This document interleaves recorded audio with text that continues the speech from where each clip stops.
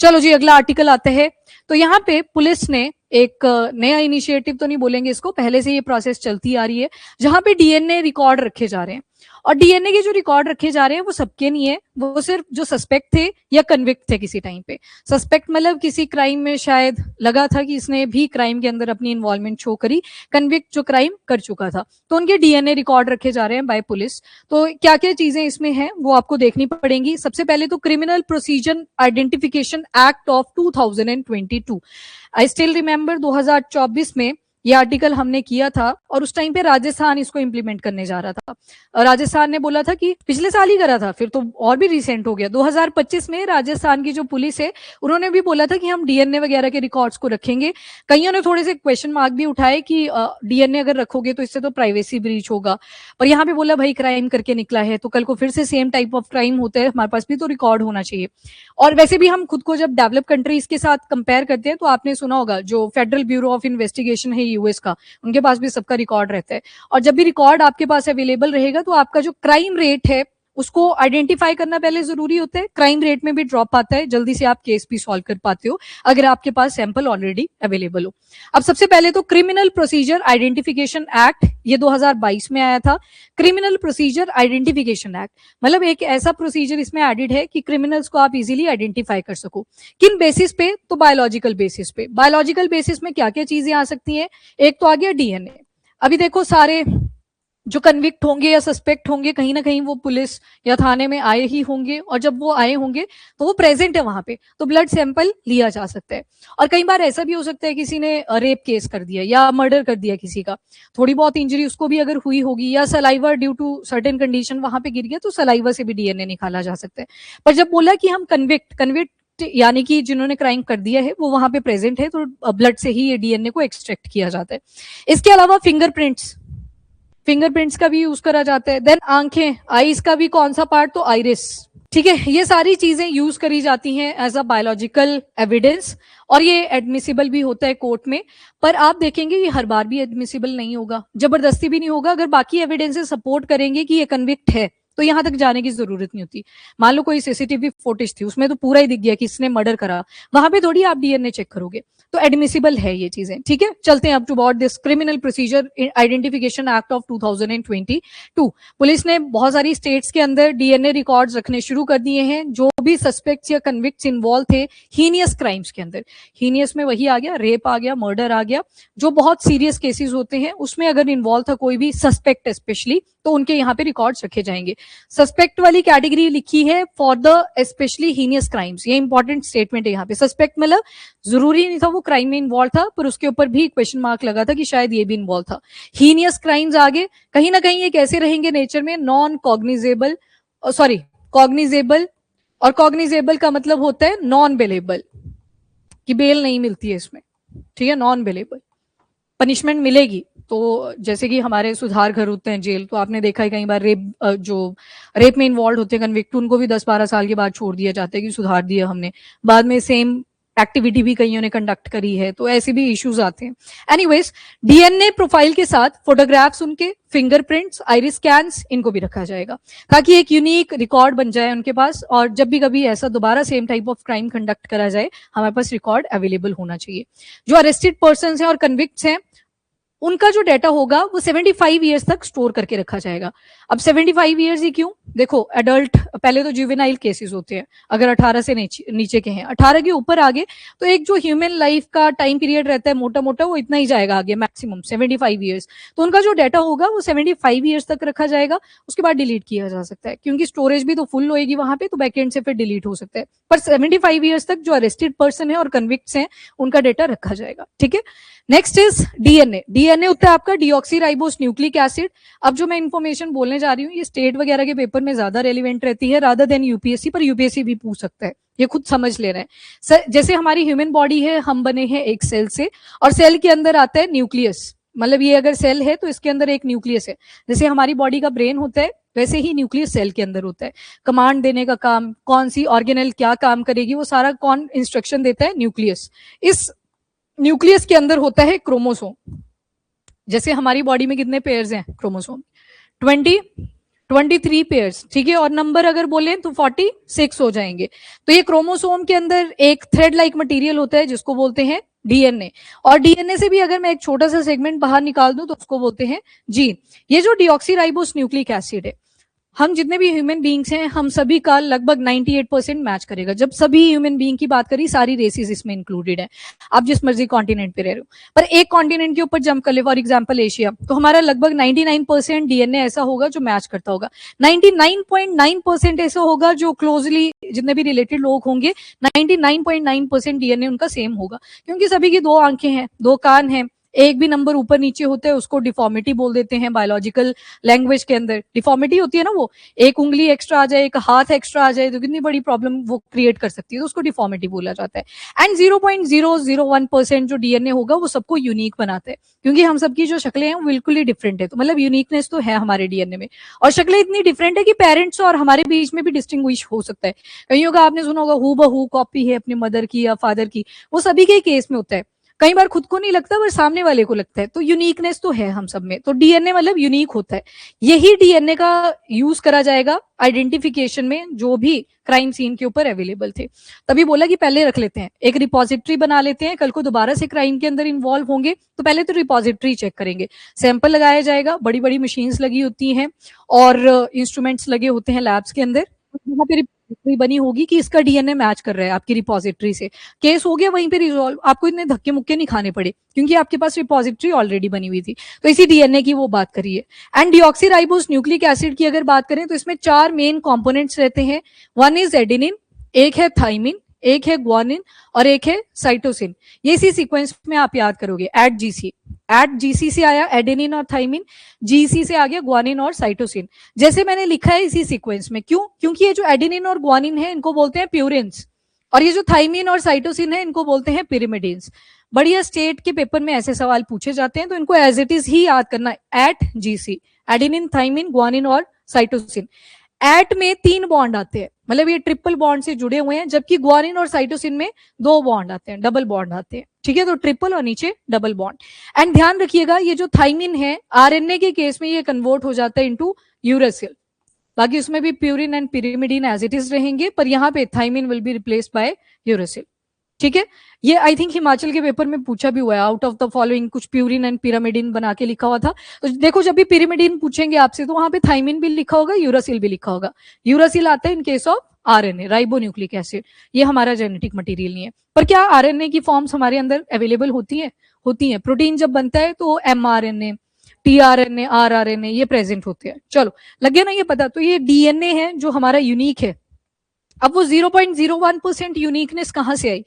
मान लो यहाँ पे मान्य है, इसका सीक्वेंस बन रहा है एटी, देन यहाँ पे बन रहा है G CCC, फिर से G CCC बन रहा है, पर इन केस ऑफ भूमिका हो सकता है ये सीक्वेंस थोड़ा सा उल्टा है, G CCC और ट्रिपल बॉन्ड T, कुछ इस तरह से बन सकता है। मतलब इन्हीं पैटर्न में चेंजेस आते हैं जो हम सभी को यूनिक बनाते हैं। बाकी ये पैटर्न आपने नहीं करना है, उसके बाद तो फिर पैलिंड्रोमिक सीक्वेंस की तरफ भी जाना पड़ेगा कि कैसे ये विजिबल होते हैं, बेस पेयर आ जाएंगे, उतना नहीं करना है आपको इस आर्टिकल के बेसिस पे। नाउ डीएनए का database, 1 lakh DNA records suspect के ऑलरेडी स्टोर कर लिए गए हैं सेंट्रल डेटाबेस में। ए और टी में डबल बॉन्ड आएंगे और जी और सी में ट्रिपल बॉन्ड आएंगे, ठीक है, ठीक है, हाँ ठीक बोल रहे हो आप। ये याद रखना भाई, यहाँ पे डबल बॉन्ड आएगा, यहाँ पे ट्रिपल बॉन्ड है, पहले डबल फिर ट्रिपल आएगा, तो ऐसे याद कर लो। एट जीसी जब आपने किया तो पहले 2 आएगा फिर 3 आएगा, ठीक है, तो double bond and triple bond, ठीक है, ऑनलाइन, ठीक है, गुड। अब आते हैं डीएनए डेटाबेस के ऊपर। 1 लाख डीएनए रिकॉर्ड सस्पेक्ट्स के ऑलरेडी स्टोर कर लिए गए हैं सेंट्रल डेटाबेस के अंदर। अभी सिर्फ 1 लाख डीएनए रिकॉर्ड ही है। अगर पॉपुलेशन के हिसाब से देखें नंबर बहुत ही कम है, कहाँ पे बिलियंस में पॉपुलेशन और कहाँ पे अभी सैंपल का जो नंबर है वो ओनली 1 लाख। इसके बाद डेटाबेस कौन ऑपरेट करेगा? तो NCRB, that is national crime record bureau, और ये होम मिनिस्ट्री के ही अंडर काम करती है। डीएनए सैंपल मेनली ब्लड के थ्रू यहाँ पे कलेक्ट करे जाएंगे, पर कई केसेस में हो सकता है सलाइवा का भी यूज करा जाए। इसके बाद सलाइवा मतलब पता है ना, सलाइवा थूक होता है। एक बार मैंने ऐसे क्लास में पूछा था कॉन्स्टिपेशन का नहीं था पता, तो मतलब तभी मैंने सोच लिया कि पूछ लूंगा। सलाइवा थूक ही होती है, ठीक है। अच्छा, इंप्लीमेंटेशन इंफ्रास्ट्रक्चर कैसे रहेगा, तो इसमें ना मेजरमेंट कलेक्शन यूनिट्स लगाई गई हैं और इनका नंबर लगभग 2600 से भी ज्यादा है और ये पूरी कंट्री में डिप्लॉय करी है। नाम से पता लग रहा है मेजरमेंट कलेक्शन यूनिट्स क्या करेंगे, यहाँ पे मेजरमेंट करेंगे, डीएनए वगैरह को कलेक्ट करेंगे, स्टोर करेंगे। और बाकी जो आइडेंटिफिकेशन सिस्टम है हमारा, ये सारी पुलिस डिस्ट्रिक्ट और प्रिजन्स में अवेल करवाया जाएगा। और इन्फॉर्मेशन किस किस को अवेलेबल रहेगी, तो CBI that is central bureau of investigation, NIA national investigation agency, और narcotic control bureau that is NCB. और कलेक्शन और प्रोसेसिंग करी जाएगी सैंपल्स की। सैंपल अभी जो केसेस में यूज करे गए हैं मतलब जिनका रखा गया है डेटा, जिनको पनिशमेंट 7 साल या उससे ज्यादा की मिल रखी है, उन सभी का डीएनए रिकॉर्ड यहाँ पे रख लिया गया है। सैंपल फोरेंसिक लेबोरेटरीज को भेजे जाते हैं और लेबोरेटरी फिर आइडेंटिफाई करती है और उनको एक यूनिक आईडी नंबर भी प्रोवाइड करती है, यूनिक आइडेंटिफिकेशन नंबर। और फिर बाद में कौन इनको स्टोर करके रखता है, तो एनसीआरबी। एक नाफिस भी है, that is national automated fingerprint identification system. ये तो हो गया पीछे जो आपने डिटेलिंग करी डीएनए का बोला कि और ज्यादा सैंपल हमको इंक्लूड करने हैं, सस्पेक्ट की भी बात करी, अरेस्टेड और कन्विक्ट की भी बात करी। अगला आता है नाफिस, ये एनसीआरबी ने ही लॉन्च करा था 2022 में। यहाँ पे बोला था कि फिंगरप्रिंट मैचिंग प्रोसेस को हमने ऑटोमेट करना है। फॉर एग्जाम्पल कभी कोई ऐसे सस्पेक्ट सामने आते हैं, पहले भी शायद किसी क्रिमिनल एक्टिविटी में इन्वॉल्व हो, अपनी पनिशमेंट लेके दोबारा से वो वापस क्राइम कमिट कर देता है। अब जब उसका दोबारा से फिंगरप्रिंट लिया जाएगा, ऑलरेडी वो नाफिस के अंदर स्टोर्ड होगा, वहां से वो इनडायरेक्टली क्या करेगा, उठा लेगा कि हाँ ये जो मैच है ये मैच हो चुका है, फिंगरप्रिंट यहाँ पे मैच कर चुका है। और कंटे इसके अंदर कितने हैं, तो अराउंड 1.27 करोड़ फिंगरप्रिंट रिकॉर्ड्स है। और इंटरस्टेट क्रिमिनल केसेस को सॉल्व करने में इसने काफी हेल्प आउट करा है। ये सारे पैटर्न्स होते हैं और ये तो वैसे आपको दिखेगा कि कॉमन ही तो है। आपका फिंगरप्रिंट जो होता है ना, इसको देखना कभी, कईयों में ना ऐसे बनी होगी शेप, बनी होती है ना, कुछ शेप्स तो बनी है, लाइंस बनी होती हैं। अगर सोचो ये लाइंस ना होती ना आपकी फिंगर्स के ऊपर, आपकी ग्रिप ही नहीं बननी थी कभी, मतलब हाथ बिल्कुल सॉफ्ट, कोई फ्रिक्शन ही नहीं प्रोड्यूस हुई है, आपका हाथ हर जगह से फिसल जाया करता। तो ये पेन पे ग्रिप बन पा रही है, that is also because of these lines, ये जो आर्चेस वगैरह यहाँ पे बनी हुई है। कईयों में सीधा होता है ऐसे आर्क, ये बहुत कम लोगों में पाई जाती है, 10%। और इसके बाद एक होता है लूप, कुछ ऐसे सर्कल सा, सॉरी एक वॉल आ गया, ये वाला वॉल फॉर्म रहता है, कईयों में ये मिलेंगी आपको। और जो सबसे कॉमन होती है अल्नार, या इसको लूप बोल देते हैं। अल्नार लूप का मतलब है ये हड्डी होती है ना आपकी अल्ना वाली, यहाँ पे इसकी साइड को अगर फेस करा होगा तो इसको अल्नार लूप बोल देते हैं। तो इसी तरह से रेडियस की तरफ अगर फेस करेगा तो रेडियल लूप बोल देते हैं। तो ये शेप्स होती हैं जो आपके फिंगरप्रिंट्स के ऊपर अवेलेबल होती हैं, पर ये 3 ही कॉमन है। फिर इन 3 में भी क्लासिफिकेशन है कि सेंट्रल वॉल है, साइड में है, वो नहीं आपने याद करना। तो फिर यूनिक क्या बना, फिंगरप्रिंट आप कैसे बोल सकते हो यूनिक हो, और कैसे उसको बोल सकते हो कि एडमिसिबल होना चाहिए कोर्ट में एज एन एविडेंस। तो ध्यान रखना इसमें भी कुछ शेप्स बनी है बीच बीच में। कईयों की ये जो लाइन होगी ना ऐसे बीच से ऐसे निकल रही होगी, बाइफर्केशन इसको बोलते हैं। कईयों में इसी बाइफर्केशन में एक और लाइन निकली होगी, ट्राइफर्केशन आ जाएगा। कईयों में ऐसे पूरा पत्ता सा बना होगा, कई जगह पे ऐसे आंख भी बनी होगी, ऐसे बीच में एक डॉट बना होता है। तो इसकी वजह से पैटर्न जो होता है हमारा यूनिक हो जाता है, और ये सबका अलग अलग ही रहता है पैटर्न। और कभी भी ऐसे नहीं होगा कि 2 आपने मैच करवा दिया और उसको बोल दिया जाएगा क्रिमिनल है, नहीं, 2 तो मैच भी कर सकते हैं। 8 से लेके 12 के बाद जाके एडमिसिबिलिटी को टेस्ट किया जाता है। और कईयों के हाथ नोटिस करोगे आप, तो कईयों को ना नेचुरली ही कुछ इंजर्ड मार्क्स भी होते हैं, तो उसकी वजह से तो वो और यूनिक हो जाता है। जैसे मेरे को भी है, बिल्कुल ऐसे बना हुआ है, ऐसे फूल सा बना हुआ है, तो ये दबा हुआ है अंदर को, तो ये यूनिकनेस क्रिएट कर देता है। कल को मतलब मैंने कोई क्राइम किया, मेरे तो सीधा ही फंस जाएगा अगर मैंने ग्लव्स नहीं पहने हुए। ग्लव्स भी डिफरेंट टाइप के आते हैं, अब बाकी छोड़ देते हैं। तो ये जो फिंगरप्रिंट्स है, नहीं जला के 7 लेयर्स होती है नीचे तक, तो जला भी लोगे कोई फायदा नहीं है। कील लेना, कील डाल लेना, इधर से डालना, इधर को निकाल लेना, तब जाके कहीं फिंगरप्रिंट जो होते हैं वो खत्म होते हैं। एक केस था ऐसा, उसमें मल्टीपल क्रिमिनल एक ही एक्टिविटी में इन्वॉल्व थे, उन्होंने किया था ये। जब उनको पता लगा ना कि फिंगरप्रिंट के थ्रू पकड़े जाएंगे, उन सभी ने ऐसे किले लिए और वो नीचे नीचे डीप दबा ली, और सभी को इंजरी हो रखी थी। अब सभी ने इंजरी कर ली, वो दोबारा से फंस गए कि सभी ने एक साथ ही इंजरी कंडक्ट करी है, तो वो फंस गए थे उससे। तो ऐसे भी केसेस आते हैं सामने। चलो एनीवेज, ये नाफिस है, नाफिस के अंदर यही फिंगरप्रिंट के जो पैटर्न्स है उनको देखा जाता है। नेक्स्ट इज फीचर क्या क्या है इस क्रिमिनल जो प्रोसीजर आइडेंटिफिकेशन एक्ट सिस्टम है उसके अंदर। तो एक तो फेशियल रिकॉर्ड्स भी इसमें रखे जाएंगे, आइरिस रिकॉर्ड रहेंगे, एंड बायोलॉजिकल सैंपल्स भी आ गए, वो सारे रिकॉर्ड इसमें रखे जाएंगे। और मेन मोटो यही है कि केस जो है उसे फटाफट से सॉल्व किया जा सके, क्योंकि अगर आपके पास मैच मेकिंग प्रोसेस ऑलरेडी रहेगी तो उसके थ्रू आप स्टैंडर्डाइज सिस्टम का यूज करके जल्दी से मैच कर सकते हो, क्योंकि पहले ये इस क्राइम के अंदर इन्वॉल्व था और दोबारा से इन्वॉल्व तो नहीं हुआ। और जब पिक्चर कैप्चर करी जाती है वो बहुत ढंग से करी जाती है, क्योंकि कई बार क्या होता है फेशियल रिकॉग्निशन के टाइम पे कई बार जस्ट ऐसे फीचर याद नहीं रहे होते कि हाँ ऐसा जैसा दिखता था, अब वो तो उसकी इमेजिनेशन है, आपको क्या पता है वो रियलिटी बता रहा है या ऐसे ही फेंक के जा रहा है, पर कई बार ठीक भी बन जाती है। तो रिपोजिटरी के अंदर ऑलरेडी इमेजेस भी कैप्चर्ड होती हैं, उसमें वो जो डेटाबेस बना होगा उसमें इमेजेस भी होंगी, फिर आइडिया लगाया जाएगा कि शायद ये लोग इन्वॉल्व हो सकते हैं, तो इस तरह से ये चलेगा। अभी सिर्फ यहाँ पे कन्विक्ट्स हो गए, सस्पेक्ट्स हो गए या अरेस्टेड पीपल हैं, उन्हीं की बात करी गई है, सभी की बात नहीं करी है, मतलब बाकी जो सिविलियन है उनकी बात नहीं हुई है। क्राइम सीन पे फिर मैच मेकिंग और इजी हो जाएगी, जहां पे घंटों या कुछ दिन लग सकते थे वो सिर्फ मिनट्स में ही प्रोसेस सॉल्व हो जाएगा। वीडियो एनालिटिक फीचर भी आ चुका है आजकल, सीसीटीवी फुटेज इनका भी यूज करा जा रहा है, जैसे मैंने आपको बताया भी था। और क्विक आइडेंटिफिकेशन, इंटर स्टेट जो भी कंडक्ट होते हैं उनको आइडेंटिफाई किया जा सकता है। एंड बाकी ये आपके 9 नोटिस आते हैं जो इंटरनेशनल पुलिस के साथ कोऑर्डिनेट करने के लिए हम लोग यूज करते हैं। इंडिया की कौन सी एजेंसी आएगी, तो CBI, that is central bureau of investigation. मान लो कोई इंटरनेशनल क्राइम सीन बन जाता है, मतलब क्राइम सीन तो वो हुआ जहां पे वो क्राइम कमिट हुआ था, पर क्राइम अब इंटरनेशनल लेवल से इंपॉर्टेंट हो चुका है, तो आप जब इन्फॉर्मेशन दोगे तो इन नोटिस के थ्रू देते हो, और हमारे एंड से जो एजेंसी आती है that is central bureau of investigation आ जाती है। इस बार ही आ गया था ये सवाल यूपीएससी का, और सिल्वर नोटिस के आसपास ही घूम रहा था, मैच द फॉलोइंग बनाया था बढ़िया, 3-4 बार तो ये किया ही था पिछले साल भी आर्टिकल, और आना था इस बार, क्यों, क्योंकि लास्ट ईयर ही एक नोटिस इसमें ऐड हुआ था विच इज इंटरपोल, इंटरपोल के अंदर that is silver notice. Red notice decide करता है यहाँ पे कि कोई पर्सन है वो वांटेड है, वांटेड पर्सन के लिए रेड नोटिस यहाँ पे अलर्ट होता है। येलो नोटिस मिसिंग पर्संस के लिए डिनोट करता है। Blue notice additional information available है, एक्चुअल में वो कैसा दिखता है वो नहीं पता अपने को, पर हाँ थोड़े से फीचर्स पता है कि ऐसा जैसा दिखता होगा। ब्लैक नोटिस आता है ये अनआइडेंटिफाइड बॉडीज, कई बार क्या होता है डेथ भी हो जाती है तो अनआइडेंटिफाइड रह जाती है बॉडी, तो उसके लिए ब्लैक नोटिस भी जनरेट करना पड़ता है। ग्रीन नोटिस आता है वार्निंग और इंटेलिजेंस के लिए। देन ये ऑरेंज नोटिस आता है इमिनेंट थ्रेट, किसकी वजह से सभी को थ्रेट हो सकता है, आपकी कंट्री में है आपको भी थ्रेट हो सकता है।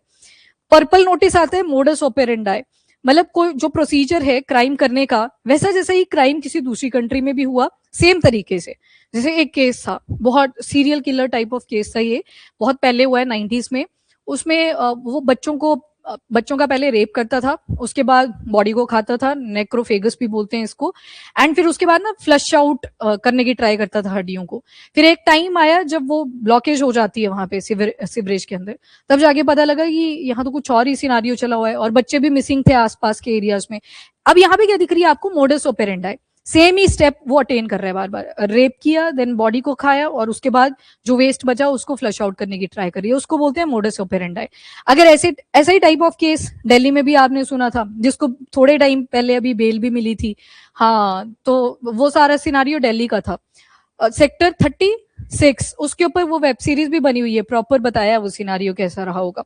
एंड देन सिल्वर नोटिस आता है, यहाँ पे आइडेंटिफिकेशन और ट्रेसिंग करी जाती है क्रिमिनल एसेट्स की, मतलब किसी ने मनी लॉन्ड्रिंग करने की ट्राई करी, ब्लैक को व्हाइट में कन्वर्ट करने की ट्राई करी, तो उस केस में सिल्वर नोटिस को रिलीज किया जाता है। ये पायलट फेज में था अप टू नवंबर 2025, अब सारी कंट्रीज लगभग इसको अडॉप्ट कर रही हैं, तो जब तक सारी नहीं कर लेंगी तब तक ये पायलट वर्ड ही आप यूज करेंगे। तो ये भी आया था, ग्रीन नोटिस भी पूछा था, और मेरे ख्याल से ऑरेंज नोटिस था, 3-4 ऑप्शन थे उसमें। एंड एक इंटरपोल का United nation security council special notice भी है, ये सिर्फ उनके लिए ही सब्जेक्ट है जो यूनाइटेड नेशन सिक्योरिटी काउंसिल के मेंबर्स हैं, वो टोटल 5 ही हैं, 1 is US, UK, Russia, China and France, तो उन्होंने एक स्पेशल अपने लिए अलग से भी इंटरपोल का नोटिस रखा हुआ है, ठीक है। अदरवाइज ये 4 इधर के आगे, 4 ये 8 और ये 9, ठीक है, तो 9वां जो है ये यूएनएससी के लिए स्पेशल है। डन।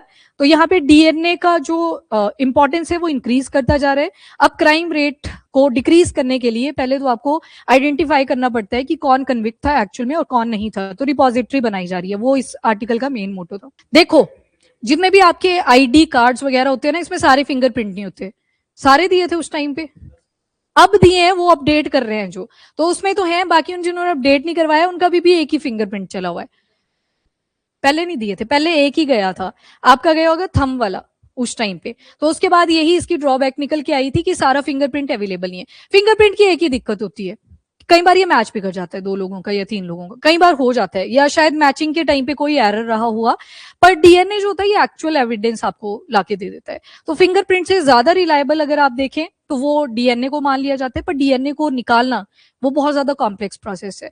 तो इसी वजह से मैं बोला तो कि सिविलियंस का भी करे जा रहे हैं, ये जो भी आईडी कार्ड्स वगैरह आप यूज करते हो इसके थ्रू तो ये कर ही रहे हैं अटेन, पर ऐसे बोले एज सच कि रिपोजिटरी बन गई है इनके पास, तो वैसी रिपोजिटरी अभी के लिए रेडी नहीं है। हाँ बिल्कुल आ सकते हैं, बिल्कुल कहीं डिनाई कर देंगे। अभी आप पिटीशन सुनना, थोड़े टाइम में पिटीशंस भी सुनोगे कि इससे तो पूरी की पूरी इंफॉर्मेशन इनसिक्योर हुए जा रही है, कि आपने कन्विक्ट के पास एक चांस होता है जब वो अपनी पनिशमेंट को पूरा फेस करके आए तो उसको आप क्रिमिनल नहीं बोल सकते, तो ऐसी ऐसी पिटीशन भी डलती हैं। फिर उसी वजह से इंफ्रास्ट्रक्चर में भी लैग रह जाता है। गवर्नमेंट ट्राई करती है एक सुपरफिशियल या मतलब बिल्कुल आइडियल सा एक्ट हम लेके आए कि उसको कोई क्रिटिसाइज ना कर पाए, और उस वजह से लेट हो जाते हैं, ये भी दिक्कत है एक। अब आधार कार्ड का जैसे आप बोल रहे हो, अब तो 10 की 10 फिंगर्स का यूज किया जा रहा है। अभी एक और दिक्कत है, पाम का जो प्रिंट होता है वो भी काफी यूनिक होता है, पाम ये वाले साइड, और इवन जो आपका फुट पाम होता है इसका भी काफी यूनिक बनता है। तो इनमें भी पैटर्न यूनिक है, मतलब ओवरऑल पूरी बॉडी अपनी यूनिक है। तो अभी के लिए उतनी रिपोजिटरी हमारे पास नहीं है जैसे डेवलप कंट्रीज में अटेन कर लिए। तभी तो थोड़ा सा वेब सीरीज में आप वगैरह देखते हो, अगर कभी देखते हो, अभी भी देखते रहते हो वेब सीरीज वगैरह? कईयों ने पहले हाँ करी थी फिर ना कर दी कि पता नहीं क्या बोलेगी आगे से। नहीं वैसे पूछ रही हूँ मैं, थोड़ा सा अगर डिफरेंस नोटिस करोगे ना, जैसे डेवलप कंट्रीज के जो आएंगे और डेवलपिंग के, डेवलपिंग में बार बार बोलेंगे कि रिपोजिटरी मिसिंग है, और कई बार इंडियन जो वेब सीरीज होती है उसमें आप सोचोगे यार इतना डेटा अवेलेबल है क्या अपने पास, पर उसमें जो एजेंसीज इन्वॉल्व होंगी वो सीबीआई, एनआई, इनको इंक्लूड करा जाता है। बट डेवलप कंट्रीज का देखो, ये फटाफट मैच मेकिंग कर लेते हैं, चाहे से उसमें सिविलियन भी एडेड हो, क्योंकि उन्होंने तो सबका रिपोजिटरी बना लिया है। इंडिया के केस में अभी लैग है इस चीज में। हाँ एक इनिशिएटिव है, पर वो पायलट बेसिस पे है ना, अभी पूरी तरह से इंप्लीमेंटेशन कहाँ हुई थी उसकी। बोला था कि थोड़े थोड़े हम डिसेंट्रलाइज इसको करते चलेंगे, पुलिस जितने भी पुलिस ऑफिसर्स हैं उनको प्रोवाइड करेंगे, पर एक सर्टेन रैंक तक, तो उसमें अभी रैंक इंक्लूडेड है। तो वैसे नहीं हम बोल सकते कि हमने पूरी रिपोजिटरी यूटिलाइज करनी शुरू कर दी है। जब पूरी आ जाएगी तो उसके बाद मिसयूज भी आप सुनोगे बीच बीच में, वो हर कंट्री के अंदर होता है, अपनी कंट्री में भी आएगा। अभी के लिए है इंफ्रा लैग, पर आने वाले टाइम में आप देखोगे जब पूरा ही हम ऑटोमेटाइजेशन की तरफ जा रहे हैं तो रिपोजिटरीज बनेंगी। रिमोट एरिया में मोबाइल यूनिट्स होती हैं, अगर लैब नहीं बनी मोबाइल यूनिट्स अवेलेबल होती हैं, आजकल मोबाइल यूनिट्स का कॉन्सेप्ट आ चुका है। ठीक है डन। हाँ वो तो होगा डेफिनेटली कि हमारा प्राइवेसी ब्रीच हुआ, प्राइवेसी ब्रीच हुआ, वही तो बोल रहे, पर यहाँ पे बोलेंगे कि क्राइम रेट करना है रिड्यूस या नहीं करना है। अपने पास देखो जो इन्वेस्टिगेशन प्रोसेस होती है कितनी लंबी जाती है इंडिया में, कई बार यहाँ पे तो इन्होंने बोल दिया कि कुछ घंटों से 1 मिनट पे आ जाएंगे, घंटे लगते हैं इन्वेस्टिगेशन में, कम से कम महीनों के महीने, साल के साल लग जाते हैं एक इन्वेस्टिगेशन को, तो उसके लिए भी तो रिपोजिटरी इंपॉर्टेंट है। ठीक है। और जब कोई क्राइम ऐसा हीनियस क्राइम स्पेशली कमिट होता है तो उसमें आपने देखा होगा जिन्होंने बोला था प्राइवेसी इज इंपॉर्टेंट, अगर सपोज उसी के आसपास कोई क्राइम कमिट हो जाता है तब वो उस टाइम पे प्राइवेसी को नहीं करते हैं कि इतनी भी इंपॉर्टेंट नहीं है प्राइवेसी, उस टाइम पे उनका भी यही फोकस होता है कि जो कन्विक्ट ज्यादा स्ट्रिंजेंट मिलनी चाहिए, तो उस टाइम पे उसका भी वही फोकस रहता है। तो ये डायलेमा तो है अभी के लिए, एक तरफ फंडामेंटल राइट आ जाते हैं, ऊपर तरफ से लीगल लॉज आ जाते हैं, तो ये तो है प्रॉब्लम अभी के लिए। ये डायलेमा वाली सिचुएशन में ही छोड़ते हैं, अभी अपने को क्राइम रेट भी रिड्यूस करना है, तो थोड़ा सा कई बार प्राइवेसी भी एब्सोल्यूट नहीं है, वो अगले आर्टिकल में आपको समझ आ जाएगा।